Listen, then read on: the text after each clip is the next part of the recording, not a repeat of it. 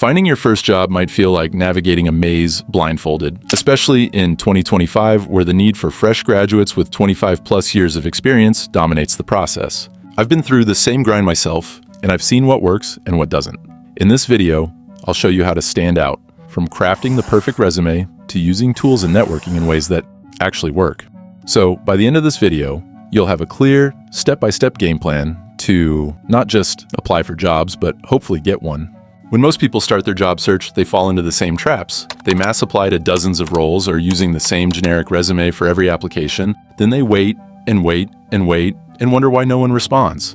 As simple as it sounds, that's actually the problem. It's simply not knowing how the modern hiring process works. You see, most companies use applicant tracking systems to filter resumes. These systems automatically reject applications that don't match specific keywords. So even if you're perfect for the job, your resume might never even be seen by a human. Meanwhile, studies show that 70 to 85% of jobs are filled through networking, not online applications. Therefore, if you're relying solely on job boards, you're missing out on most opportunities. But don't worry, this isn't as overwhelming as it sounds. Before applying for any job, you need to know what you're bringing to the table. Employers want someone who can solve their problems, not just some warm body to fill a role. To figure out what you offer, you can start with this simple exercise. First, write down 3 skills you're good at. Don't overthink it. Literally just jot down any skill that comes to mind. Next, identify one specific way each skill could benefit a company. Think about the value you could bring. Doesn't matter what area. Then third, think of real examples that prove you have these skills. For example, if you're great at graphic design, your proof could be creating posters for a school event or designing social media graphics for a friend's small business. If you're organized, maybe you managed a project in college or planned a group trip. Don't worry if you feel like your skills are too basic. The key is framing them in a way that highlights value. For instance, instead of saying, "I know how to use Excel," you could say, "I created a budget tracking system that saved my club $500. Small shifts like this can make a big difference. Now that you know what you offer, it's time to create a resume that showcases it. Most resumes fail because they're generic and unfocused. Recruiters spend about 6 seconds scanning a resume before deciding if it's worth reading further, so yours needs to grab attention immediately. Here's how you can do it. Number 1, use keywords. Start by analyzing the job description. If it mentions skills like data analysis or customer service, make sure those words appear in your resume. Number 2, highlight achievements, not tasks. Don't just list responsibilities like handled customer inquiries. Instead, write, resolved 50+ customer inquiries daily, improving satisfaction rates by 15%. Number 3, keep it clean. Avoid flashy designs or fonts. Applicant tracking systems or ATS often can't read them. Stick to a simple format that's easy for both humans and bots to read. On the other hand, your resume should be tailored to each job. Yes, it takes more effort, but it dramatically increases your chances of getting noticed. Tools like Canva and Ziti offer ATS-friendly templates that can save you time. Now that you have a solid resume, it's time to make sure it gets seen. And networking is how you make that happen. Networking is one of the most effective ways to land a job, and it doesn't have to be as intimidating as it sounds. It's simply building genuine connections with people who can offer insights or refer you to opportunities in the future. That's where the real gold mine is. By reaching out to the right people, you're opening doors that job boards simply can't. Start with people you already know. Tell your friends, family, or professors that you're job hunting. You don't need to ask them for a job directly. Instead, say something like, "I'm looking for opportunities in this or that field. Do you know anyone I could talk to for advice?" If you don't have existing connections, LinkedIn is always one of the best places to go.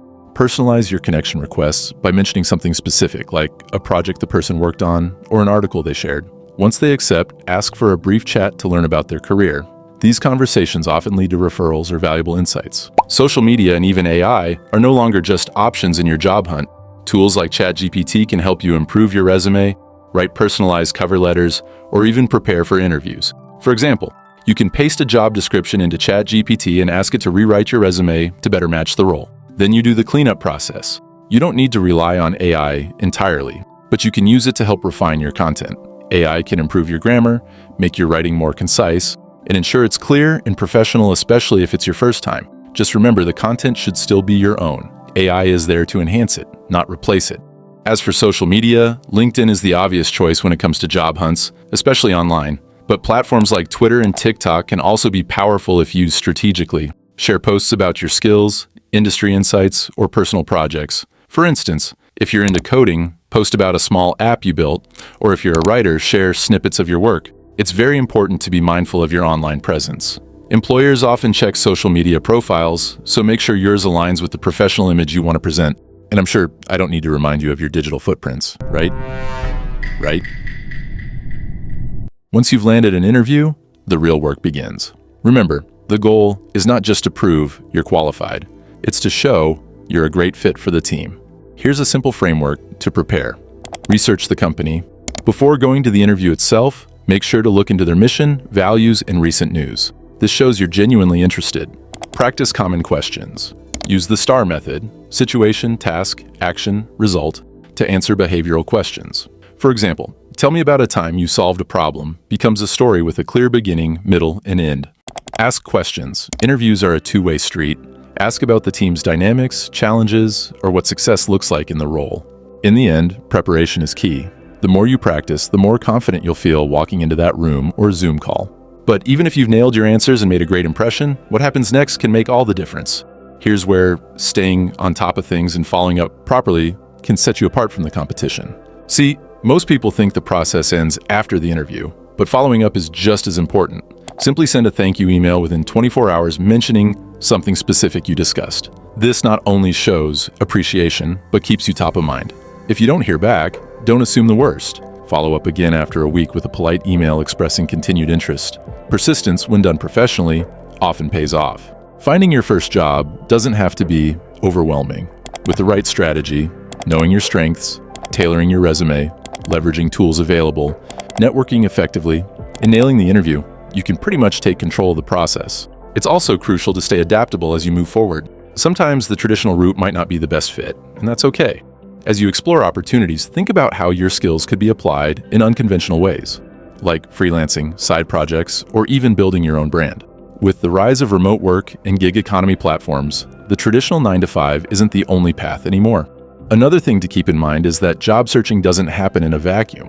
Stay open to feedback, learn from your experiences, and keep improving. That could be tweaking your resume or adjusting your approach to interviews. Every step you take matters. The key is consistency, not perfection. There's no shame in finding a corporate or traditional job either, even in today's world where many are self-employed or making money online. The job market is broad, and whether you're aiming for a traditional position or a more flexible career path, your skills are the foundation. Focus on building them, and the right opportunities will follow. Now, once you've got a game plan for your job search, you might realize that getting started is the hardest part, but that's where momentum kicks in. And if you're struggling to get going or keep yourself on track, here's another video that will show you exactly how to stop putting things off.